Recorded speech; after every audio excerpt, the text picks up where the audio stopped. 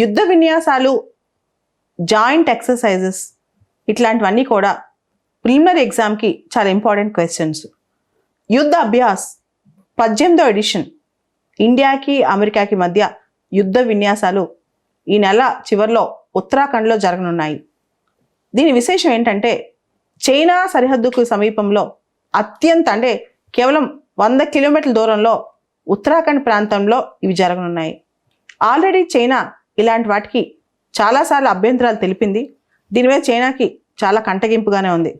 కాకపోతే ఇది మాత్రం అమెరికా, ఇండియా చాలా జాగ్రత్తగా అంటే యుద్ధ విన్యాసాలు, లాజిస్టిక్ ఆపరేషన్స్ కానీ, తర్వాత ఇంటిగ్రేటెడ్ బ్యాటిల్ గ్రూప్ ఆపరేషన్స్ కానీ, పర్వత యుద్ధ తంత్రాలు కానీ ఇలాంటి అనేక అంశాల మీద వాళ్ళు ఎక్సర్సైజ్ చేయనున్నారు.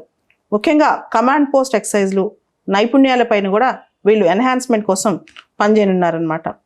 దీంతో పాటు విపత్తు నిర్వహణ, విపత్తు ప్రతిస్పందన, మానవీయ సాయం వీటి మీద కూడా ఈ ఎక్సర్సైజ్లో దృష్టి పెట్టనున్నారు. ఓవరాల్గా ఇండియా, అమెరికా, చైనా చేసే పొకడిని గట్టిగానే ఖండిస్తున్నారు అనేక అంశాలు. మనం గమనిస్తే quad, India, America, Australia, Japan ఈ 4 దేశాలు కలిపి ఫామ్ అయ్యాయి.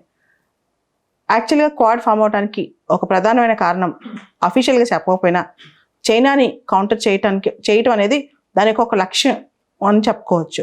చైనాకు కూడా ఆ విషయం ప్రస్ఫుటంగానే తెలుసు. కానీ క్వాడ్ ఇప్పుడు హోలిస్టిక్ ఆర్గనైజేషన్ అంటే హోలిస్టిక్గా చాలా అంశాల్లో దృష్టి పెడుతోంది. అది తర్వాత విషయం. దాంతోపాటు ఈ మధ్యనే 12 దేశాలు, ఆస్ట్రేలియా ఉంది, అమెరికా ఉంది, ఇండియా ఉంది, నావికాదళ విన్యాసాలు చేశాయి. 12 దేశాలు కలిపి యొకుసుకా అనే పేరుతో నావికాదళ విన్యాసాలు చేశారనమాట, యొకుసుకా అనే పేరుతో. సో దీనికి సంబంధించి మొత్తం మీద ఈ యుద్ధ అభ్యాసం సంబంధించి చైనా రక్షణ మంత్రిత్వ శాఖ స్పందించింది. ఈ విన్యాసాలు సరిహద్దు వ్యవహారాలు జోక్యం చేసుకోవడం కరెక్ట్ కాదు ఈ విన్యాసాల పేరుతో అని కూడా చైనా చెప్పింది. అయితే ఇది సరిహద్దు విషయాల్లో జోక్యం కాదు, కేవలం యుద్ధ విన్యాసాలు మాత్రమే అని చెప్పి మనకు అర్థమవుతుంది. బట్ స్టిల్ చైనాకి ఒక భయం అనేది తెలియాలని కూడా దీని ద్వారా గవర్నమెంట్స్ అనుకుంటుండొచ్చు. దానికి సంబంధించి అఫీషియల్గా ఎటువంటి స్టేట్మెంట్స్ ఉండవు కదా ఇటువంటి అంశాలకు సంబంధించి. అయితే జాయింట్ ఎక్సర్సైజ్ సంబంధించి క్వశ్చన్ జనరల్గా మనకి ప్రిలిమ్స్లో ఇంపార్టెంట్ అని చెప్పాను. మనం గమనిస్తే మొన్న టీఎస్పీఎస్లో జరిగిన ఎగ్జామ్లో, ప్రిలిమినరీ ఎగ్జామ్లో విన్బెక్స్ గురించి వచ్చింది. India Vietnam joint exercise Vinbax గురించి.